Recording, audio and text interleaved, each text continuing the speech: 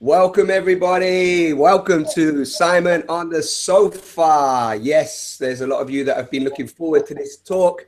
This is the fourth, that's three, fourth encounter with the wonderful Sacha Stone. Hello Sacha, over there in Bali. Greetings, me old mucker from the not so sunny climes of Bali. I'm afraid it's the grimmest day of the year so far. Nice to see you. Yeah, nice to see you too. Well, you're not looking so grim yourself, so you're okay. You're lighting up the whole space there for Bali, yeah? Just smiling, beaming, and being your beautiful self. Okay, so tell us about the hat before you continue, Simon. Tell us about the hat. Sacha's first comment about the hat, people, as you know, he always terrorizes me, was please explain what you're doing with that bloody hat on. So this hat is my attempt to look cool.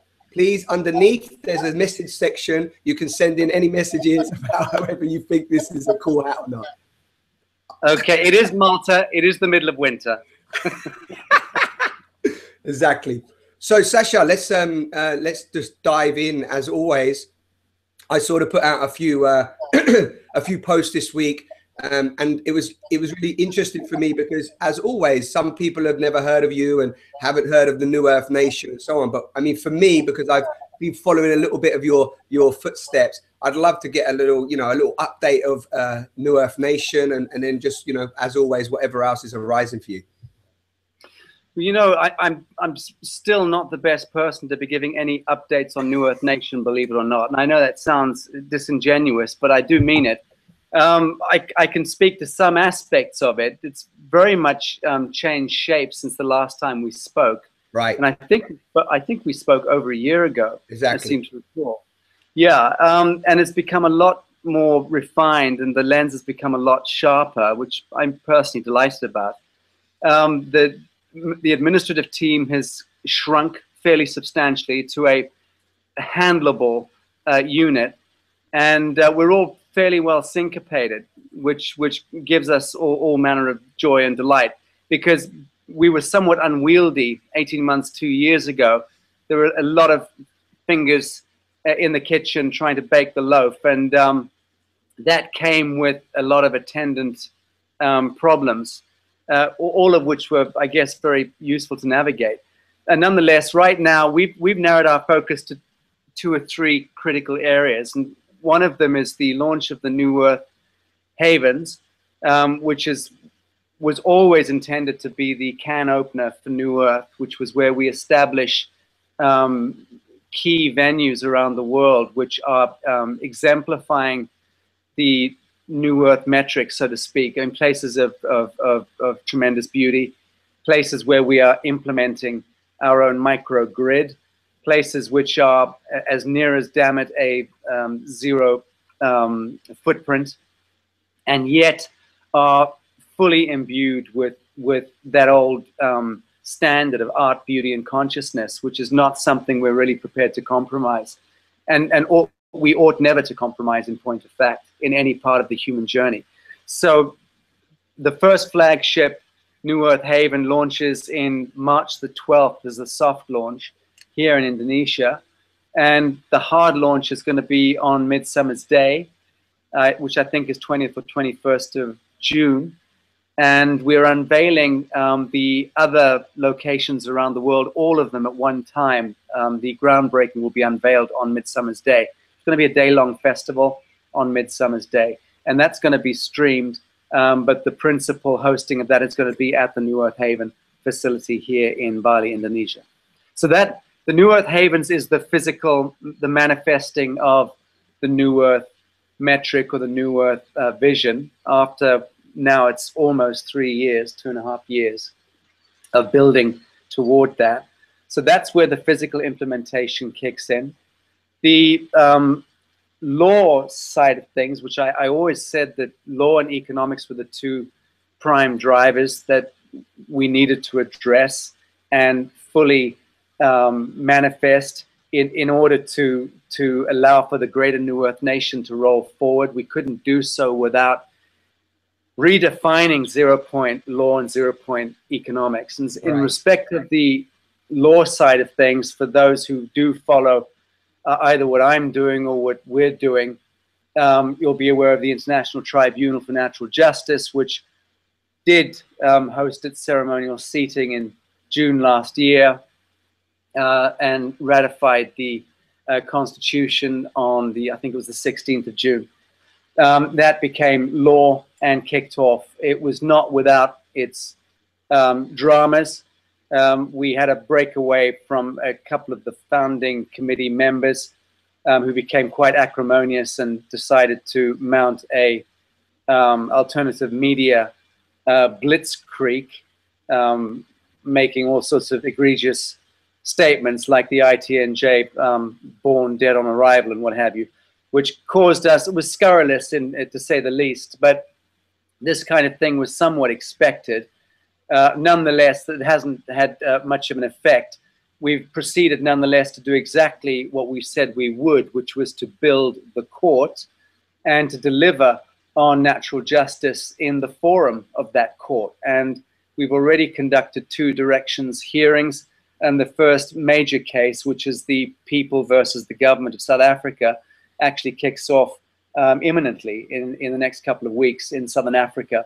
So that's all moving swimmingly. We have a number of other cases which I'm not allowed to speak to, but that applications have been made and accepted, and will be a public announcement will be made within, I guess, the course of the next few weeks. The court circular is available through the ITNJ website, and it's important to understand that the International Tribunal is no longer anything to do with me or New Earth or Humanitad. It was very much its own court. Once it was constituted, it set sail on the ocean under its own aegis, and none of us have any control or containment over it. The Chief Justice, the Law Commission, and the trustees have that say. So there you have it. We delivered on the law side of things, and I'm more than happy with the way that that has begun and is rolling out. And to any detractors out there, fuck you. I don't know what else to say. This is the most historic effort that anyone has ever made at really following the appropriate process and constituting an international court, getting it out there. It was so bloody difficult to do. It was so difficult. And the sacrifice it has cost myself and the core crew and our Chief Justice and the law officers is incredible. And every day I wake up thankful for the camaraderie in and around the ITNJ. So that's up and running. And the exchange side of things, the economy side of things, or economics side of things, it's somewhat different. That has been more of a challenge. And that is something I'm absolutely going to be able to speak about by the middle of this year. I'm hoping that we'll be able to make some grandiose statement, public announcement at the middle of this year. But it is, I will give you a very simple hint. It is directly connected to free energy, technology, solid state, modular, manufacturable, distributable, free energy technology, which we are fully intending to back the economy with. We've got about 3 months ahead of us of crunching some serious economics analytics before we come out and make public pronouncements. But I can promise you this much: it's exciting, and we're there. We've arrived at that point. Yeah, and that's been going on for a number of years as well with the communication. Like I know we say like 2.5 years or 3 years almost since you've been started, but it's a short time really in terms of what you've actually not just you but the team's achieved and what's coming through, because it's always going to be these challenges and the people that are coming against you and and so on, right? Yeah, again, par for the course. I'm not particularly concerned by any of that. I'm oftentimes accused of being an arrogant son of a bitch. It's not arrogance, it's contempt. I have a very healthy contempt for detractors, for anyone who dares throw stones at the work of selfless people. And the people who are working in and around New Earth and in and around Humanitad and in and around the International Tribunal, in and around any of our scope of activities, it's all selfless. None of it is profit oriented. None of it makes money per se. So how could one take detractors seriously in that environment? You simply can't. I've learned in my old age that haters hate, trollers troll. That's what they do. They were born to do it. Now, whether I put my attention on them and help to create a kind of feedback loop of energizing their hating me, hating them, hating me, that's certainly an option, but it's not one I choose to exercise. Yeah, exactly. Exactly. And that only feeds the actual state that you're talking about, moving beyond when we're trapped in the sort of, you know, egocentric, really, where you call it a number of different things, but, you know, the trap of the time, money, fear and all that, you know, you only be playing into that where everybody's going to be trying to, well, I always say that they're going to try to keep that alive regardless. I mean, we don't have to spend much time on this, but that energy, which actually no, is a good point, because that energy does restrict people from actually stepping out of the system, right? That energy is so thick and heavy, right? It's designed to keep you bound to that fear time matrices, so to speak. I mean, it really is.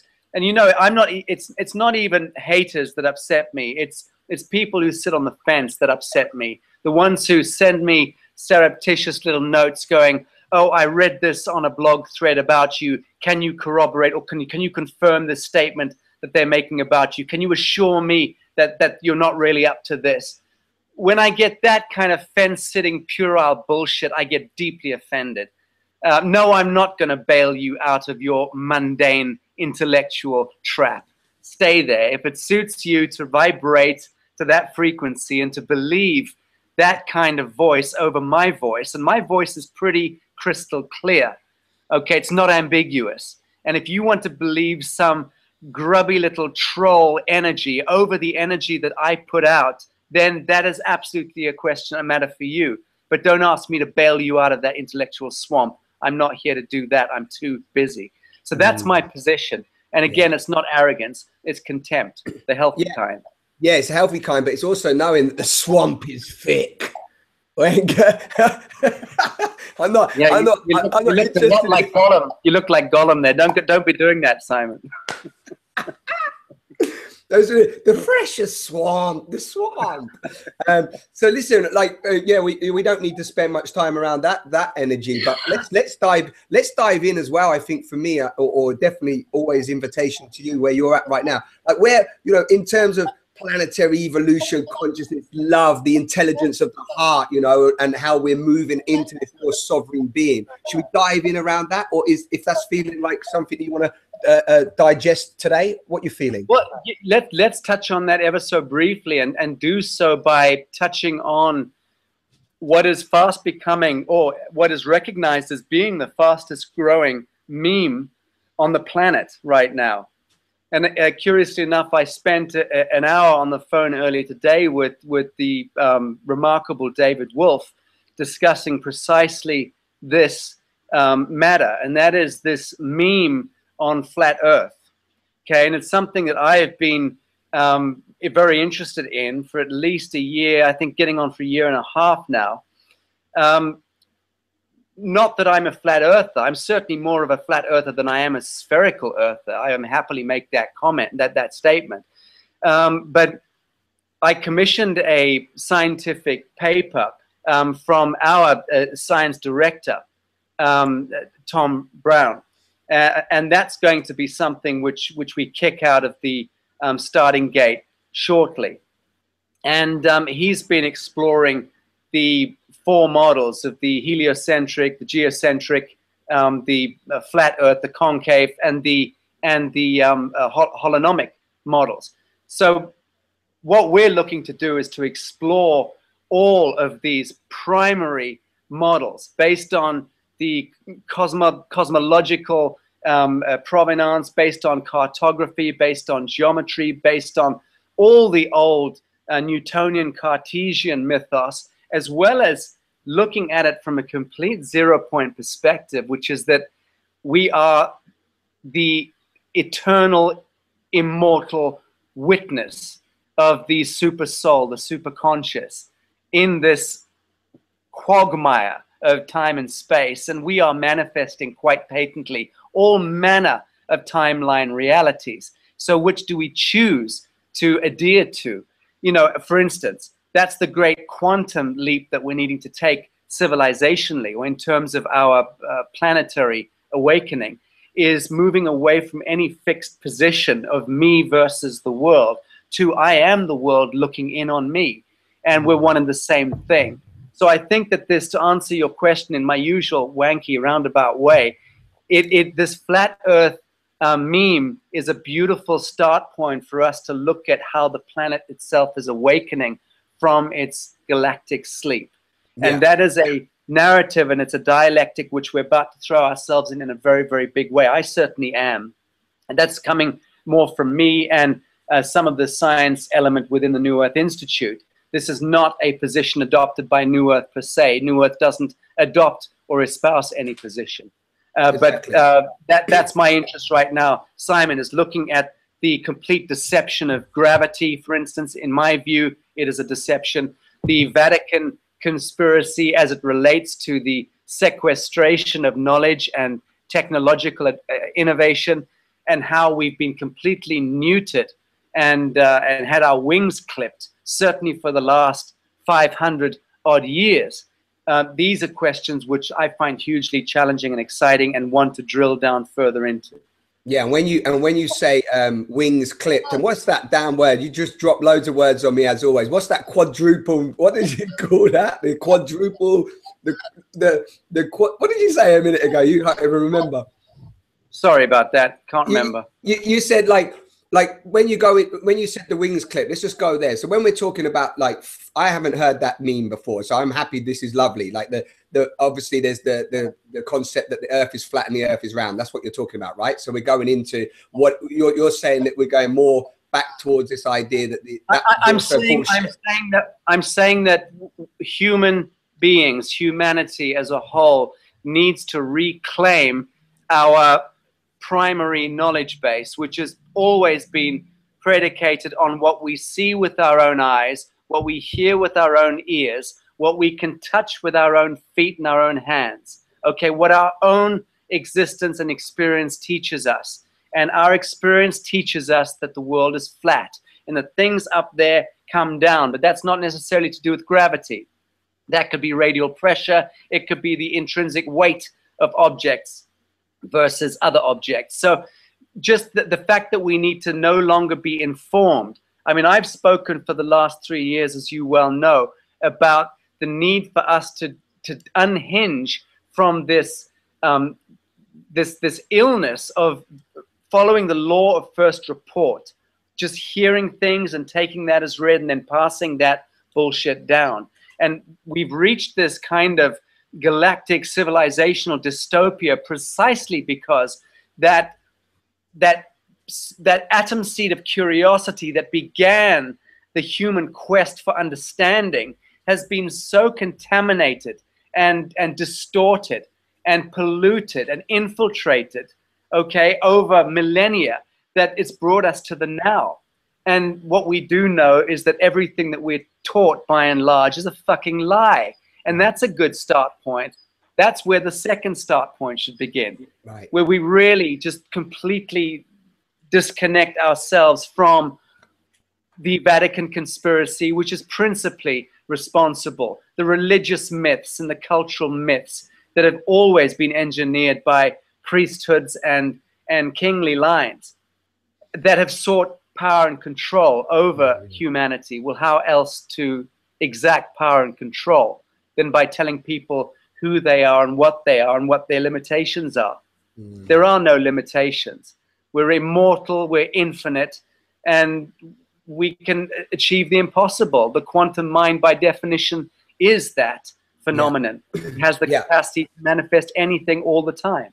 Yeah, which is beautiful when you describe it like that. And as always, that can transcend the limited thinking in this moment. And I'm sure people listening are like, yeah, you know, I know when a lot of people come back and they're like, wow, that sounds amazing. I'm thinking that, it's awesome. Yes, we can transcend this. And then we come back to that density of, like, for example, if I think about myself, you know, the starting point for me 9 years ago was just to realize everything was a lie.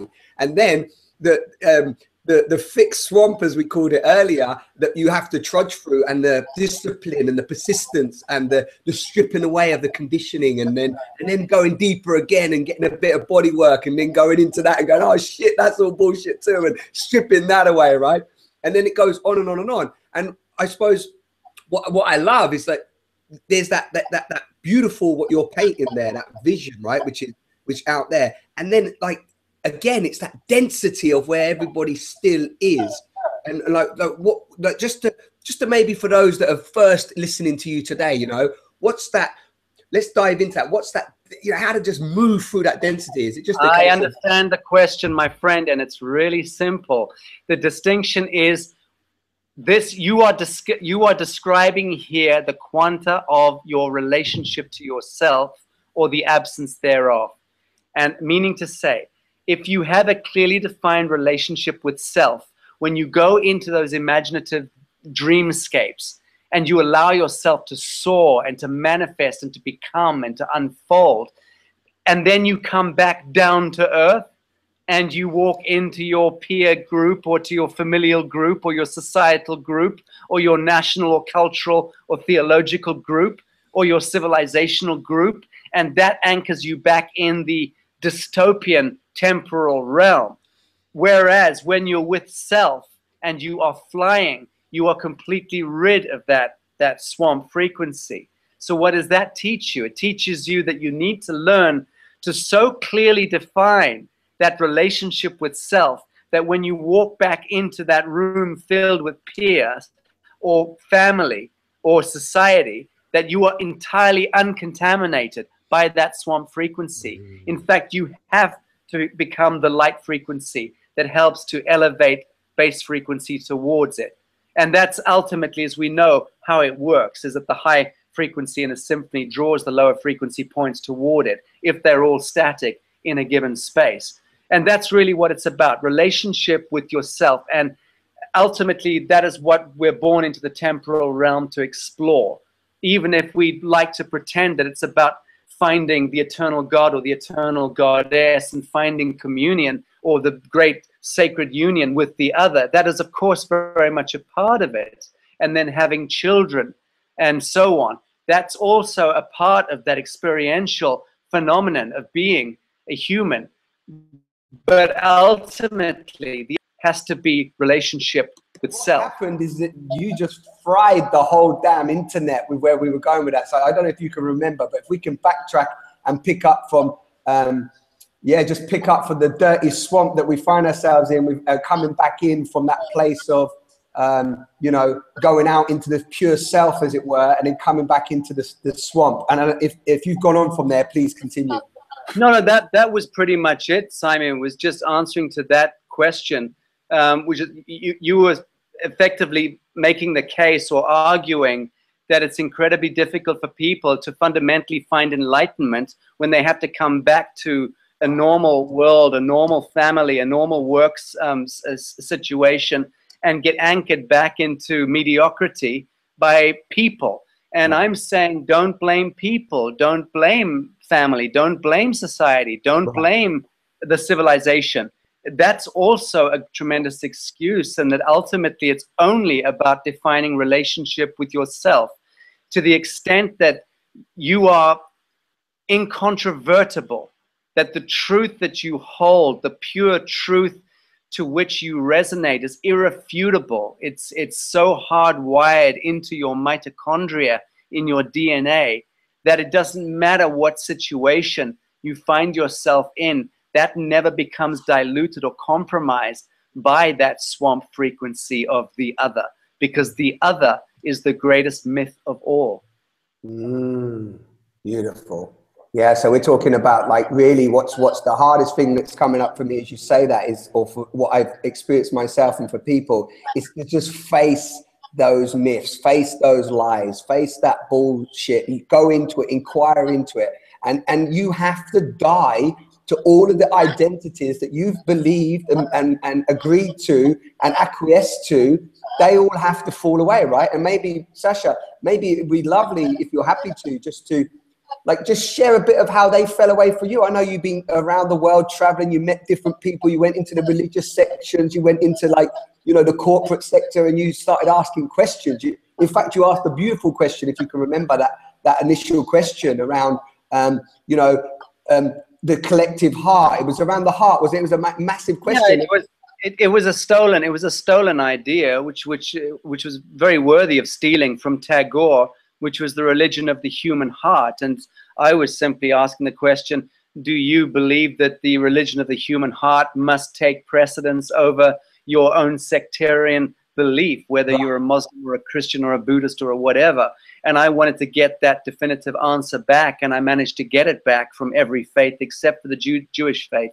I was thrown out every single time. Every time I tried to raise that question with Orthodox Jewish interests. Nonetheless, that was an interesting discovery of mine, which took some years. But yeah, my own journey is I'm constantly in pursuit of what I call pure truth, but increasingly I'm increasingly reluctant to even make reference to something that goes by the title pure truth. Right. I know what I'm referring to in that. And all my life's work, certainly in the last 20 years, speaks to that, whether it's poetry or it's music or it's art or it's the intellectual political work that I've been doing with for instance, New Earth and Humanitad and what have you, trying to narrow focus down into here and now and into what does it take to be able to rid oneself of all of the myth of being and engage in the superconscious. And that's not to speak of enlightenment. I couldn't give a fuck about enlightenment. I think that's an old, tired narrative. I'm talking about the superconscious in as much as I do not want to be constrained by any boundaries whatsoever. I don't want and I don't acknowledge any limitations. I don't acknowledge any enclosures. Right. I only recognize the immortal, ineffable, immanent paradigm. Yeah. And that's what I'm seeking to anchor to this dystopian, mutated matrix that I discover when I was born into this world. And I believe that to more or less, to a greater or lesser extent, all of us are engaged in that process of seeking to manifest patterns of perfection to an otherwise imperfect world. Right, so that's beautifully. I'm glad I asked that question, because that was a beautiful example of what it, you know, of what this sort of out of the idea of the matrix conditioning is. But what I love with some of the things that come up there, which is maybe we can dive into them a little bit more, is, you know, this idea that, you know, we are, or the human swamp, as I like to call it in today's conversation, is around limitation and scarcity and density and so on. And that you have to, you, Sacha Stone and Simon, I don't speak for you, I speak for myself. I have to intermingle on a day-to-day basis with those limitations and those confinements, you know, from a passport, from traveling, So what I'd love to, like, maybe for people listening, because they might go, yeah, it sounds great in the intellect or in the theory, in the concept, but how do you, Sacha, view, because I view the world very, like, almost like I'm on a trip constantly now, the way that I sort of view the different ways of reality and the different ways to perceive it and the way that I'm trying to open up to my feeling. How do you perceive those confinements and limitations that you still have to interact with? Do you just see beyond them now? Yeah, it's so wonderful for me that you asked that question, because it was only 3 days ago, before I got hit by very bad fever and was largely bedbound, but I was in that strange flux place where you're coming down with something bad and a fever, and your mind starts to, you know, in the words of Pink Floyd, your hands feel like two balloons. you start feeling comfortably numb. And I was going a bit into that space and exploring exactly what it is that you are referring to. And the short answer is I don't have an answer to it. I don't know how I'm engaging with the matrix, because I'm so disengaged from it. that I have no attention to it. I know that I find myself from time to time in airports with a passport. I know that I don't need the passport. I know that if I have 9 weeks lead time every time I want to get on a plane and travel somewhere, that I can go through a certain law process using a fax or an email, and I can get the customs officials to give me tacit acceptance to go and fly to a given country. And I can, you know, one can actually get past all of these fictions, but it's very time consuming. Right now, we're still more or less forced to play the fiction game, which means, you know, pack your passport, pack your ID number, take your little ATM card machine, because without that, you're dead, and take your little arsenal of fiction keys with you, which define your own space-time coordinate in the greater fiction of life. And it's disgusting. It's disgusting. It's undignified. It's inhuman. And yet we're forced to do it. We shuffle along in queues, filling out the forms and getting our little IDs and passports. Well, again, if that is what the collective projection equates to, then that is a perfect representation of what the collective requires in order to self-reflect.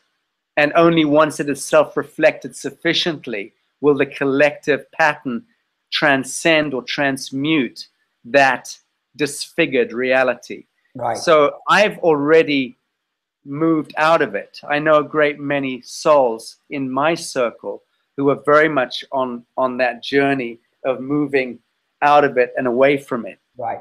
And I know that on a daily basis, I've started to bifurcate my sense of engagement with reality, has started to bifurcate.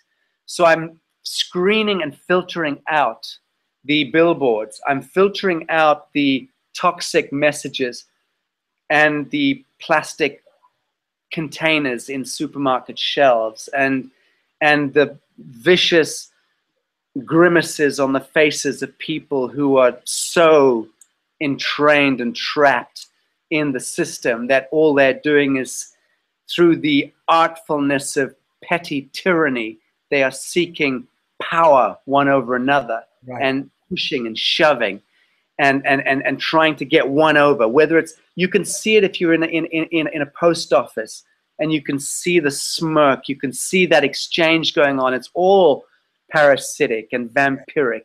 Yes. And I've started to filter that stuff out. I've noticed. Yeah.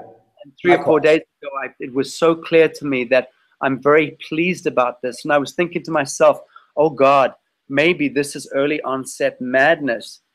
Maybe I've truly begun to drink my own Kool-Aid to such a deep extent that I'm actually falling away from reality, and I'm just going to end up being a muttering old man with white hair on the street, you know, talking about, you know, MSET mathematics and 0 point.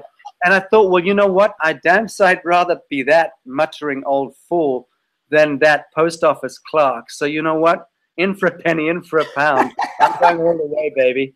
You know, it's so beautiful because you would look like such a cool, white-haired, muttering old mathematician going on about sacred geometry on the corner of the road that people... Oh, stop it. Oh, you're just being cruel because I told you that I wear spectacles now. You. Yeah. It's so, like, I'm glad that we've gone into this sort of area, because I think that for people watching, as I'm always, you know, I'm always interested in these conversations and how they support the viewers to go on this inquiry, this deeper inquiry, because that's exactly what you described there. I wouldn't use the words you've used, of course, but I'm a bit more like, you know, common council estate definition of just being on, you know, in this sort of matrix and seeing the sort of insanity that's unfolding before me and just observing it. It's like I'm of it, but not in it. It's starting to feel, but it's not on the fence like you described earlier, but it is definitely this sense of that there's multiple dimensions happening all at once around me, and that I can either stick my toe into one of them or not. And like when I speak to you, you know, you open me up with more visual ideas of other dimensions that I've not even considered yet or even accessed. Does that make sense? Insofar as anything makes sense from a man wearing a pork pie hat speaking from his grandmother's broom cupboard, yeah, absolutely. Absolutely. Oh man, listen, did you know what I was laughing at a moment ago? She was talking, I looked to my left and realized I've got these like iron bloody... I can see it. We need to iron out the old paradigm. Very cute. Yeah, quality. So, yeah, so... Okay, nothing serious now. We just got to laugh continuously. So listen. Let's talk. What's happening for you? Take a deep breath in. I know you're a bit sick today, but what's actually going on for you right this second? I'm working every day on the building site of the New Earth haven here in Indonesia, and which Brian Kelly and the crew are doing a fantastic job of realizing. So we're all pretty much ankles in the mud every day on the site, which is very exciting. I mean, we've just managed to begin a process of unfoldment, which is finding its own energy. It's everything I dreamt it would be to begin the process. If the right actions were all aligned and the right people were in station and in position, and that's exactly how this has begun to move effortlessly. Yeah. There's a lot of beauty involved in what we're doing, a lot of innovation. And I genuinely believe that later this year, we will be able to announce the first complete free energy microgrid on Earth. I'm quite convinced we'll be in a position to make that pronouncement. I mean, by all means, come back at me with a big stick later this year if we don't make that public pronouncement, but we're certainly well on the way to it right now. A complete self-sustainable community. This time next year, I genuinely believe we're going to be in our research and development lab is going to be involved in making things like light bulbs and fuses for plugs, because we want to be completely independent from that toxic old usurious system. And the best way possible is to look around and say, well, how do we make telephones? How do we make computers? How do we, absent having to get the odd rare magnet in, really what out there, and copper, some basic core materials. Other than that, what do we really need? 3D printers? Hell, we've got one of the guys in our institute who has created a 3D printer that prints 3D printers. Put that in your pipe and smoke it. There's a lot to be smoked. And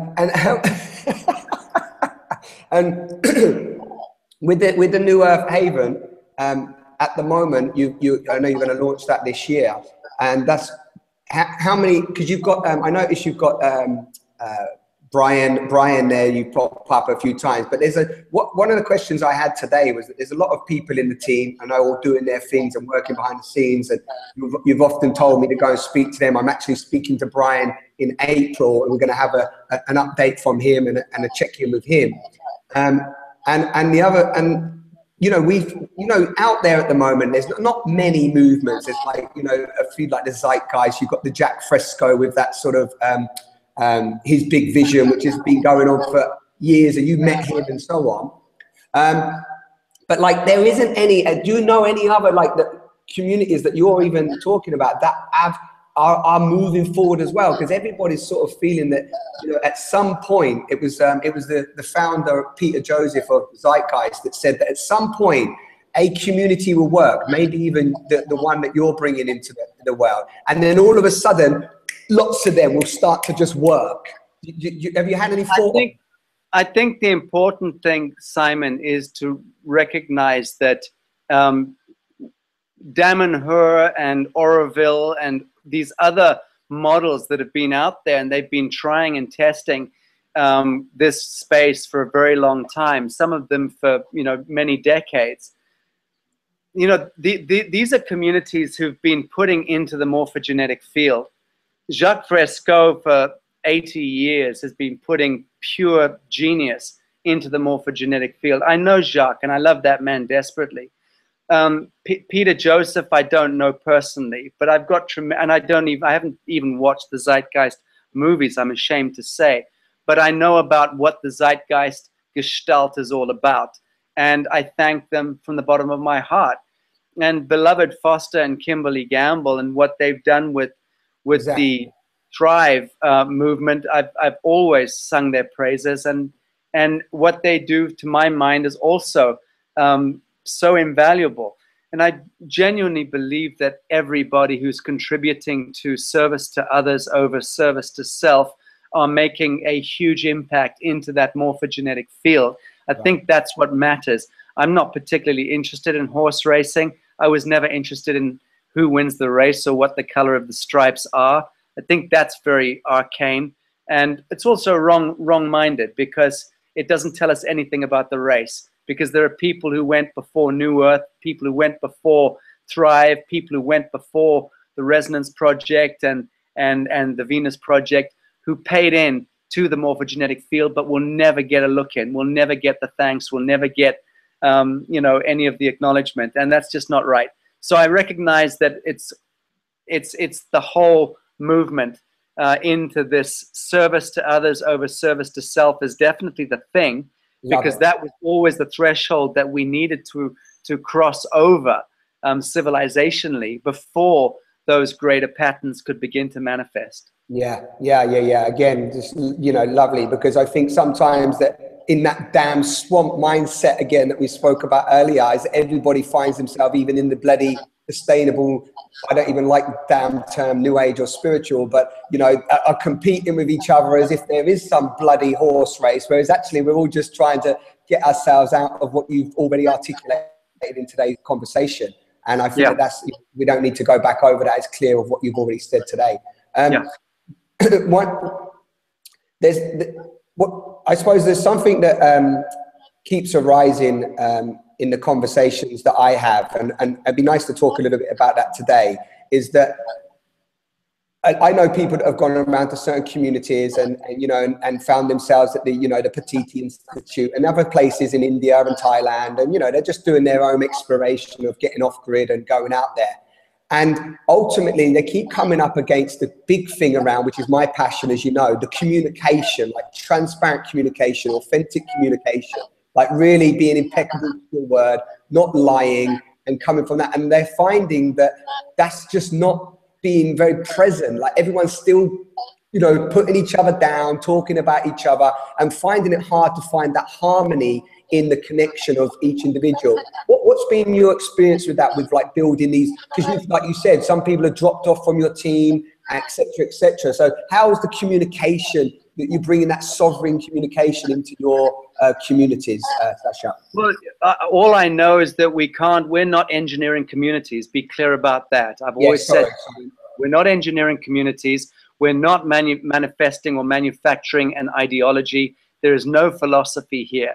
To some extent, there's a socio-intellectual blueprint and template, which is put out as an offering. People can accept it or dismiss it at their will. The only tenet that I insist on is that we all look to self and we look to address our own participation. So if I harbor any resentment towards someone on my team, I'm going to instantaneously let them know I'm not interested. Don't play me. Don't distort things. Don't try and pull me into your slipstream. I'm someone who believes that everything is possible, and I can't bear naysaying, and I can't bear being held back, and I don't like being limited. So the time when I personally snap at people, and I'll always do it instantly because I'm that honest in it, is when people are trying to bind me or limit me into their frequent resonant mindset. And it could be a very small thing. I don't care if it's big or small. In that sense, big and small is absolutely the same thing to me. But don't limit or bound me ever. If there's a problem, let's solve it. And if we can't solve it, let's thoroughly delight in finding a solution to it. And if ultimately we can't find a solution, then let's crack open a bottle of champagne and congratulate the fuck out of each other for trying. You know, this to me is really how I see life. I just can't bear problems, and when problems are manifested and manufactured and projected, and I see this happening all the time, every day, wherever I am in the world. It's the thing that frustrates me the most, is being limited, or the attempt by others to limit me to their limitations. And so I can only speak for myself, Simon, to answer the question. That's what I put out personally, and people will either love me or loathe me for that. Yeah, because it's not about everybody.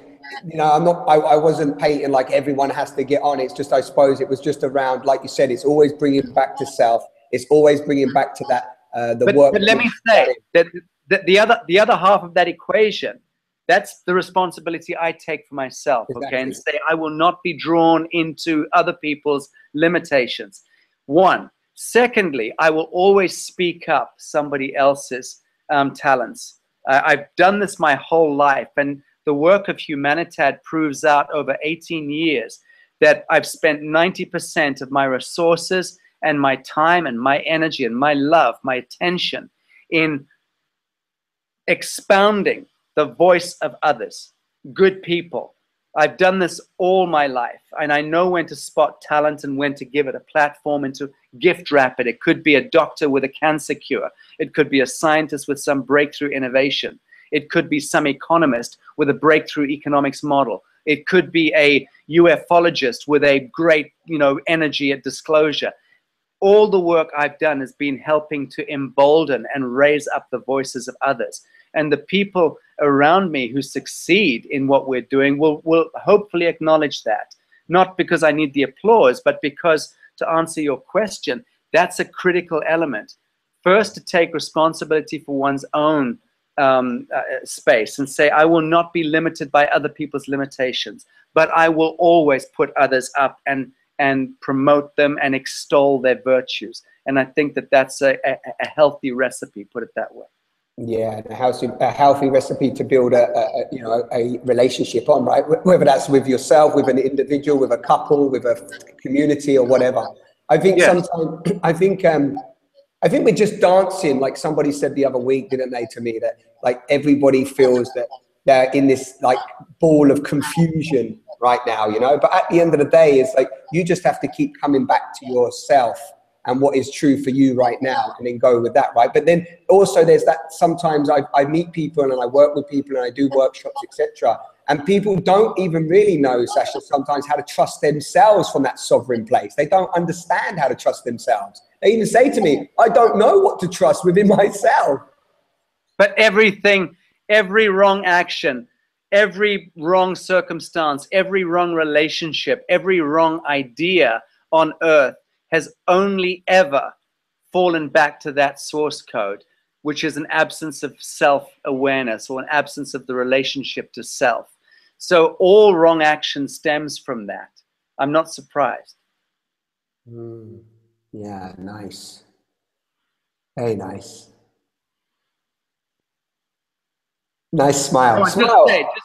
Just say you've run out of questions. Just say it. No, I've never run out of questions. I was actually having some silence with you for once. You know what I love about our conversations is that when I first ever met you and had the first conversation, of course, like, I had this like apprehension, and you was like full power, and you are full power, which is lovely. But what I love about the evolution of our conversations is when you soften and just like sometimes you're soft, and in that softness, that vulnerable self, you're so powerful. It's lovely. Oh yeah. That's very cute. What is it that you want? You want a loan, don't you? Just say it. Tell me what you need. Anything. I need some cash, man. I need a new cupboard. I need a new cupboard. Look where I am, Sacha. Look at my surroundings. It's lovely. How is your granny? Do you remember when we first spoke? I had my grand's telephone chair. I do remember. All right. So now I'm in my grand's cupboard. She's totally given me a step up. Yeah, she said, forget the chair, darling. You're doing really well. You can have the whole cupboard. No, I tell you what is popping up, and if we have a couple of minutes, because we lost 7 minutes, didn't we? And that. No, I've got plenty of time. I've got no problem with carrying on for 25 minutes. Or okay, amazing. Yeah, because I tell you one thing that, like, when I look at some of your stuff and I look at the content that you put out there, and your monkeys on your head and your bikes, and you've got this sort of like nice coolness, but you've spoke a few times around sexuality and tantra and just sacred sexuality. If you're happy, I'd love to have a little bit of a dive in with you around just because I'm interested in, like, also the swamp of my conditioning around my sexuality, Sacha, and the limitation of that. I'd love to dive into a little bit of the expansion of our genitals, if you're happy to. Yeah, you did this to me last time as well. You brought it all back to the penis, and I understand where that reflex comes from in you. I'm less discomforted now than I was then, because then you were in close proximity actually on my sofa, and here I feel that with 13,000 kilometers distance, I'm at least safe from those wandering hands. Nonetheless, I'll try to speak to this a little. I am very pig ignorant when it comes to this stuff. I mean, I pride myself in having conducted a couple of wonderful brief seminars with the great Tantrika Margot Anand, who's a beloved friend of mine. And I like to think that I have more than a layman's grasp of things relating to Tantra. The bottom line is I'm just brutish and pretty pig ignorant when it comes to this stuff. And I don't know whether it's written into my star sign or what it is, but I genuinely don't give it much thought. I'm very primeval sexually. I've always been that way. I pretty much say how I feel, and I go for it. And I don't have moral sensibilities. I've never had a moral compass, and nor do I want a moral compass ever. Thank you. But outside of that, I hope that answers the question. I don't know that I'm qualified to go into this subject beyond a certain point. Yeah, but you can go, well, no, but you've gone into the subject to that point, and that's fine. Like the key is that I've worked with a lot of men and women, of course, but just in terms of, like, worked with a lot of men around the shame and the guilt around their sexuality, and just around their inability to be able to connect and connect with the opposite sex, and also connect with themselves. And what I've started to find in my own exploration is how disconnected we are from our sexual connection, right? And I don't just mean with the opposite sex, I just mean in general, with just loving ourselves. And when we talk about loving ourselves and sovereignty, my real, or you could say my inquiry right now has led me that if people can't make peace, if you want, I know there's no such thing as maybe world peace, but if people can't love and make peace with themselves and love themselves wholeheartedly, love their genitals wholeheartedly, then they're having a real difficulty in really connecting to some of the places that you've pointed to today. But you're saying that that might not even be something that you've done, so maybe that's just another story. Well, hang on. If we're going to get into the metaphysics of it, that's a subject I could probably write a few encyclopedias. Yeah, let's do it. Yeah, but because the metaphysic or the subtle energetic aspect to sexuality, which takes it outside of the innate or the kind of reflexive, instinctual engagement, that starts to get more interesting. I mean, we know about the power of Kundalini. We know my fascination with Kundalini really didn't come about because I was interested in exploring the great orgasm. I've never had any issue in navigating that space, whether I'm on my own or with a woman. But I was interested in Kundalini because how it relates to Satanism. And I, for the last 6 or 7 years, have been drilling very deeply, as I think you know, in my private researching into ritual satanic abuse, Babylonian occultism, and pedophilia as a direct result one is led to that grisly business. And I wanted to understand what it was in pedophilia that was feeding this priesthood. And I'm not just referring to the Catholic priesthood. I mean the priesthood of evil that historically has fed off the sexual abuse of innocence and the ritual killing of innocence. And in exploring and researching and more so intuiting in that area, I began to understand about Kundalini. I began to understand about the inversion of the Kundalini in the act of raping a child, where you invert their Kundalini and pull the life force or the prana out of that innocent being into one's own core. And that becomes a false fuel, a Luciferian, a false light fuel system for these Satanists. It's what they've been doing for a very long time, vicariously living through humanity. I'm talking about lower vibral, lower astral intelligences, elemental intelligences that have variously infiltrated the human experience, as so-called demonic possession, and then how the mechanics of that breaks down. I've been fascinated by that, and that's how I've learned about Kundalini, is how it relates to the stealing of life force or prana. And because that ultimately describes the malfunction of our plane of existence, right, is how we have been, in a sense, tricked into abnegating or surrendering our soul sovereignty.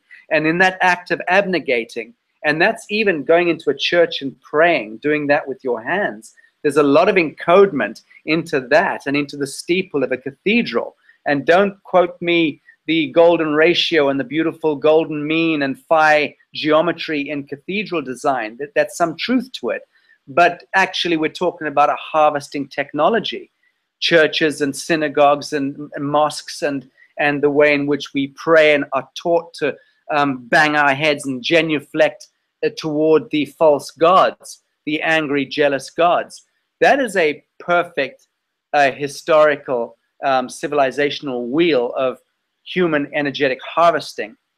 And that, for me, is where the great Kundalini question comes into play, which is the paramagnetic forces of the earth, okay, and the dielectric forces of the ethers, which is the true dance of Shiva and Shakti, the true masculine and feminine, or God and Goddess element in the realm of duality, and how they come together and fuse or fuck and create a spark of sentience. Well, think about it. On the surface of the plane of the earth, I didn't say the sphere of the earth, but on the surface of the plane of existence, the human being emerges as the dodeca, the five-pointed super soul. And we emerge off the surface of the earth as the greatest bioorganic technology ever created, through that dance of Shiva and Shakti, through the inner earth telluric forces, the paramagnetic forces of the earth, marrying with the dielectric forces, electric forces of the ethers and of space. And we are the living Atman of that great conjugation. So that, to my mind, is what Kundalini describes. It simply describes the inception of who and what we are. Yeah, so you're talking, this beautifully describes life force right there. So what we're talking about is that within the genitals, which is like, I'm glad that the question sparked so much of that offering around the life force. So that life force, the power that's in between our legs, is so misunderstood, neglected, you know, suppressed and put down that, you know, we're out there like chickens without a bloody head, trying to, you know, work out what the hell is going on. And all it seems like, in my experience, is everyone's pecking, but nobody's really understanding what they're pecking. Yeah, absolutely. And this is why I say I don't want a moral compass. I don't want any morality. I'm one of those that believes that morality is fundamentally wicked.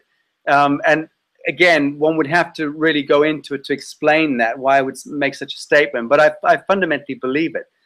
Look, there is an organic sense of ethic or morality, I guess, that can emerge, which insists on right action. but that's conscience. I don't think you don't need a code to define conscience. Conscience is a quanta, meaning to say itself exists. It doesn't need to be fucking written down in a code book.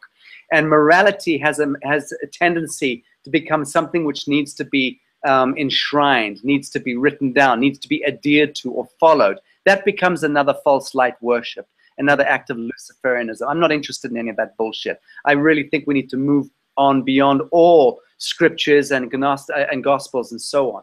So yeah, that's bottom line. My position is morality is somewhat dangerous. Sexuality has been sullied, and precisely in order to prevent us from unlocking that particular key. If you really want to screw the neighbor's wife, you should screw the neighbor's wife. I don't think you should lie about doing it. I think you should turn to your partner and say, I really want to screw the neighbor's wife.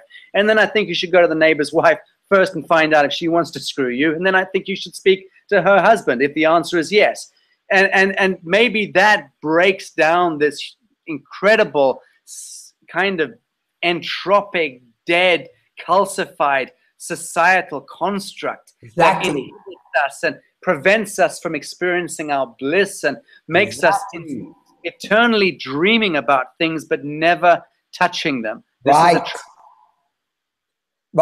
Just sorry, I'm singing over here because, you know, the last conversation I had on this was around a man that basically was in a relationship for 6 years with a woman who he supposedly loved and was cheating on every single student that they was experiencing together.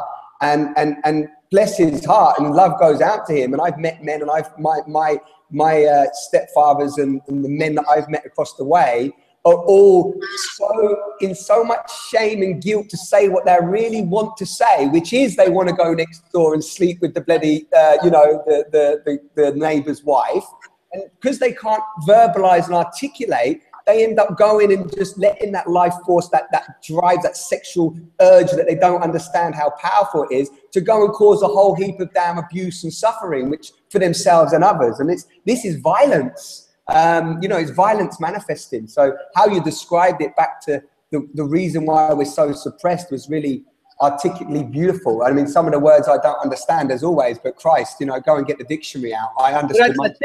I think the point about screwing the neighbor's wife is, if you really, really want to, is that if one was brought into a world where there were not enclosures in that sense, and one was able to organically unfold and express one's bliss or one's desires in an intelligent, organic process of unfoldment, we wouldn't have such relationship dystopia.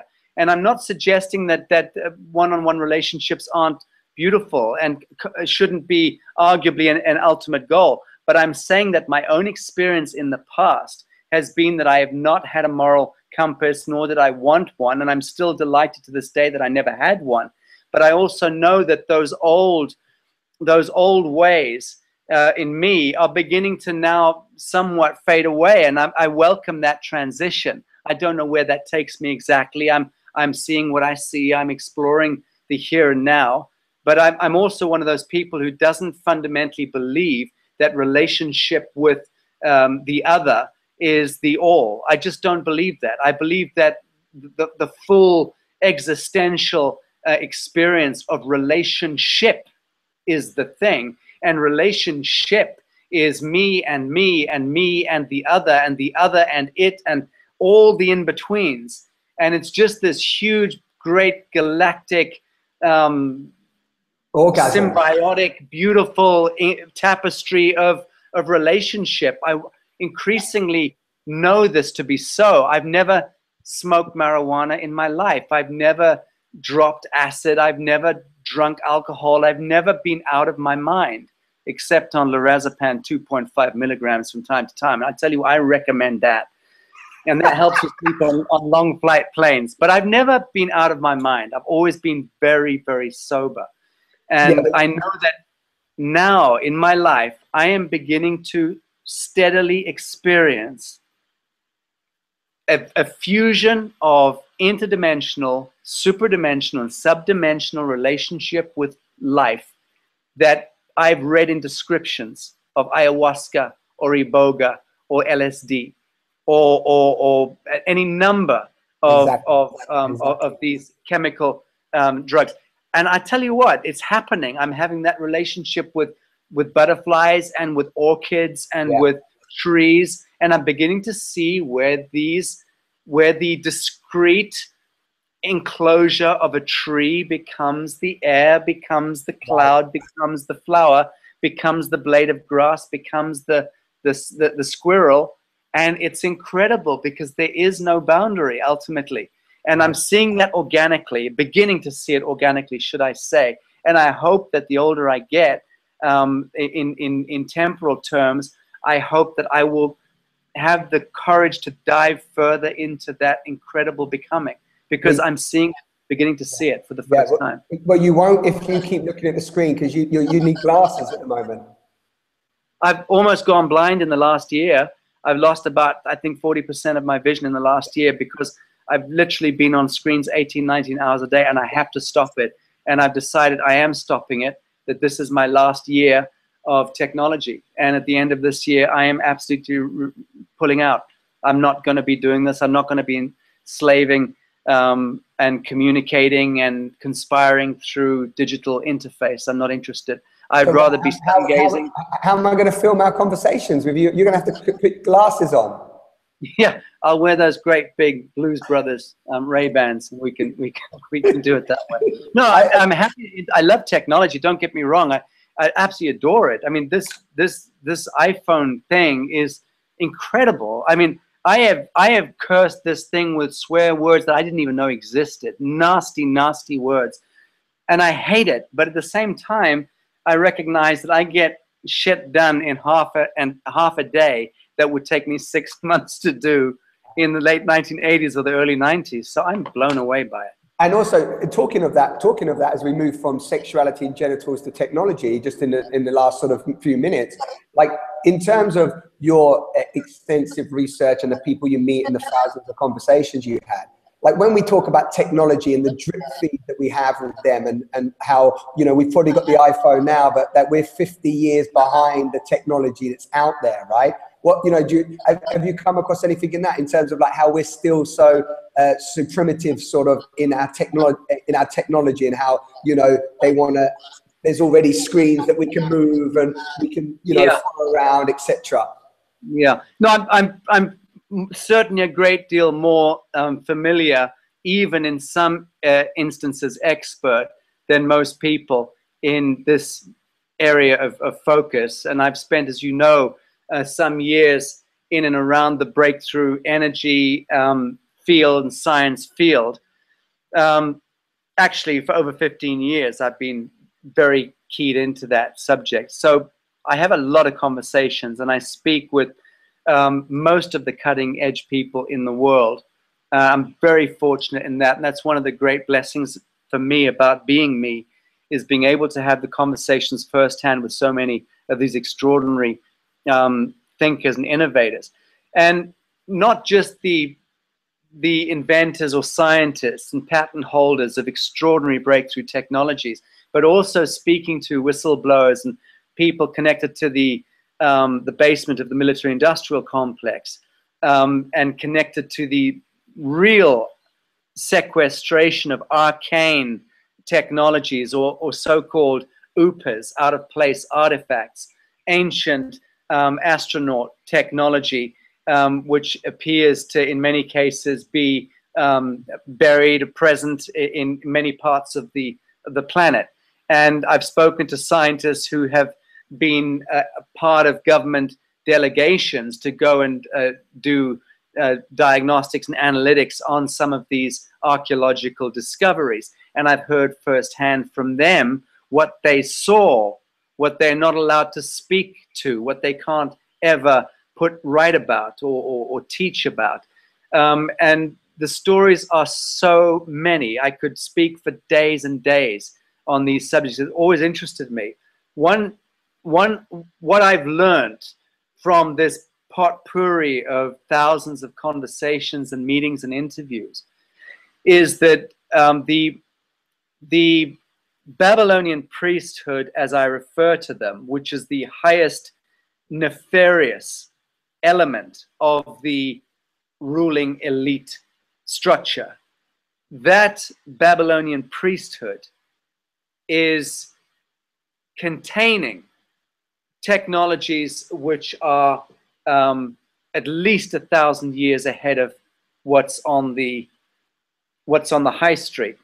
And if you factor in the exponential acceleration curve of innovation going back over the last century alone, and I can give it to you now, in the last 500 years, let's talk about, I mean, the compass, the plow, the printing press, electricity, automobiles, photography, cameras, telephones, refrigeration, huge refrigeration, the capacity to store and keep food. You have no idea how significant that has been in exponential evolutionary growth. Airplanes, flight. Then, if we're to believe anything coming out of that nefarious institution, NASA, rocket flight. Okay? Then personal computers, iPhones, all the rest of it. And that brings us up to 21st century. Well, most of those, 90% of what I just described, has all happened in the last 100 years. Right. The compass precedes the rest of it. But that just gives you an idea that we've already hit the vertical. Exactly. And I know technologies right now that we are harboring within Humanitad, my foundation, free energy technology, slam dunk, absolutely, done. And I'm not talking about Kesha technology. I'm talking about stuff that's way, in a sense, more refined and elegant and deliverable than that. Magic wand technology, phase conjugate technology that you're able to wave over a pain in your body or a malfunction, a mutation, a cellular mutation, and start to remediate it, start to bring that mutation back into phase coherence with the pattern of perfection, which is the celestial blueprint. Wow. Which is what happens when your toenail grows back when you clip it. It's growing back into the matrices. Same thing with any part of your body. Well, we know the wand does that by the wand enhances that yes, happening. Yes, phase conjugation is phase coherence and understanding what the frequency value is. I'm speaking in quasi layman's terms here, but to understand what the frequency value is of, let's say, a toenail, and then waving that phase coherence technology over it in order to augment and accelerate that growth pattern. So yes, absolutely, that can happen. We know that they're growing, printing teeth now with a material that is far superior to tooth enamel, that repels all the normal bacteria that eat teeth. They can now literally print the tooth with the root and then have that implanted into your jaw. What? And that's an immortal tooth. And so it goes on. But they can also now trigger through a form of stem cell, they can trigger your own tooth to grow back and then transplant it. Yeah, so exactly. We're already at that point in terms of health and wellness, where within 7 to 10 years from today, without any question of doubt, we can protract the human life almost limitlessly, and simply remove that apparently interposed element of the human DNA, which causes entropic decline, which appears to be something that has been placed there into human DNA. And once that element is removed or repaired, arguably we go back to where we were before we were downgraded in the last seeding of humanity, where we were living certainly 800-900 years each. And prior to that, we know that there was another seeding where we were living to 8,000, 10,000 years of age. And there are very good archaeological evidences to suggest that we were living for hundreds of thousands of years in certain arcs of experience on this plane, going back some millions of years ago.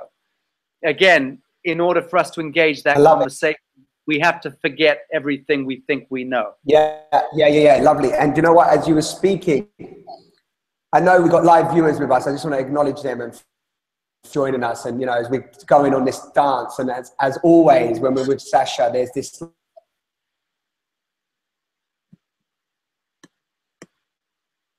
I had this concept as we're talking and how we discuss the coral and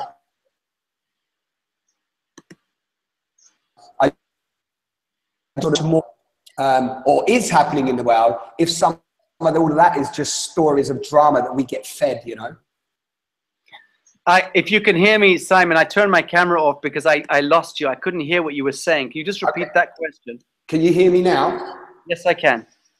Okay, so I was saying on listening to what you just shared, and I was just acknowledging the you know, everybody listening to us live.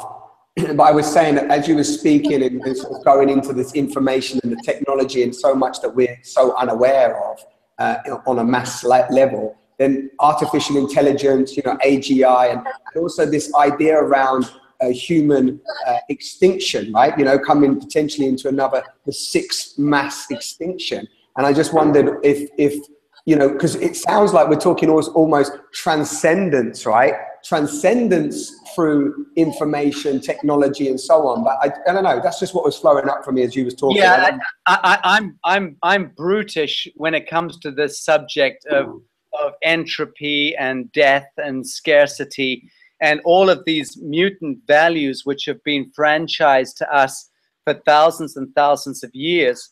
And more so, increasingly recently, we are having a kind of psycho-intellectual feedback into the human story, which is being sold to us by this Khazarian mafia-controlled media machine, and that is not pointing a finger at Jews. So let's not get off on the wrong foot here. But I'm saying that there is a Hungarian Khazarian mafia that controls our global media and education machine that is not open to discussion, that is fact. And it's not just the education, it's entertainment media, it's radio format, it's film format, it's the written word, the entire communications media, okay, is controlled and contained as a narrative. And it is selling us snake oil. It's selling us on the idea of scarcity still, and the idea of entropy. It's selling us guilt. It's selling us every single value that sits at the heart frequency and below. And it does not sell us anything or teach us anything at the heart level and higher. So there is no positive news. There is no sense of wonder and innovation and exploration unless it's part of the controlled opposition narrative, which is some bullshit story about something happening in deep space on Mars or Neptune, or some satellite that is purportedly up there in the atmosphere, or some fuzzy-haired woman floating around what we're told is a space capsule, which may or may not be the case. Jury is absolutely not back in, as far as I'm concerned, on any of the official stories coming out of NASA. I know far too much about NASA. I know far too many people who have been involved with NASA. I've spoken and had 2 astronauts in my house, for heaven's sake. I know a great deal about that story going back to the late 1950s. So I'm not someone who's prepared to continue trotting out the same old stories that everyone else gets intrigued by. But I am saying that we're being sold this mutant perspective on who and what we are. We are consistently led to believe that we are in free fall, that we are prone toward death and decay and disease, poverty, illness, civilizational dystopia, and so on. I'm tired of it. I'm only interested in what I know to be so. And what I know to be true is that I have the power to manifest heaven on earth. And that the more light and attention and energy that I put toward it, the more that is manifesting. I'm seeing it and touching it. So are others. We're all involved in this process. And that's a beautiful thing to behold. Yeah, lovely. Lovely. Lovely. I don't know if you've got an echo, if you can hear me okay. I just thank you for the, I'm feeling super stoked. I've got so many thoughts as always flowing through, but I think the way that we've danced today has been really beautiful. Your mic is off at the moment, my friend. That's because I'm trying to spare you the echo. Oh, thank you, thank you. You're always a tiny, tiny step ahead, only tiny, right? You know, you might feel that you're much further ahead than me, but you're tiny. I'm in this cupboard, but this is like the TARDIS. Do you understand, right? It can take me anywhere. No, I just want to acknowledge you and thank you for the little dance that we have, because I always enjoy it for myself, and I am here for myself to evolve and learn and grow and get myself out of the swamp that I, for whatever bloody reason, got conditioned to and thrown into. I love my mum and father dearly, but they were in the swamp too. So, you know, thank you. Thank you. I'm looking forward to meeting you and hopefully coming to visit the Haven. Show us round. Show us round. 1 minute. Yes. Slowly.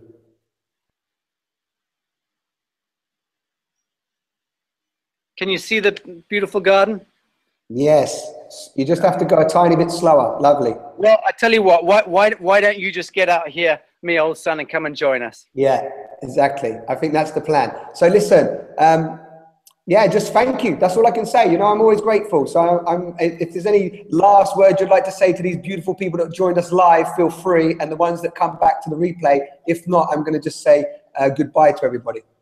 Well, I'm partly apologetic and partly grateful for anyone who's stayed with us this long. So thank you all. And lovely speaking to you, Simon. Much love. Yeah, much love to you. Take care. I'm going to just fire out. People out there, thank you for watching. You are amazing. And I just want to share with you that if you love these conversations, then you can head over to, which I did create something here if it's there. You can head over to Patreon, and on patreon.com, there is now an opportunity to just contribute to the continuation of these conversations. And also leave a comment, and if you have any other questions, I know today I said I might take some questions, but this dance went where it went. And if you have any questions, feel free to put them underneath, and you can, I'll either fire them over to Sacha maybe or his team, and if I can help answer them or send you in the direction that might support you, I will do that. So we are here. I'm Simon. I'm on this deep inquiry myself. I'm exploring what it means to be a man, what it means to be a human, what it means to be alive at this stage of evolution. And it is well and truly an amazing path. It means dropping and dissolving everything that we've ever known, as Sacha and I spoke about today.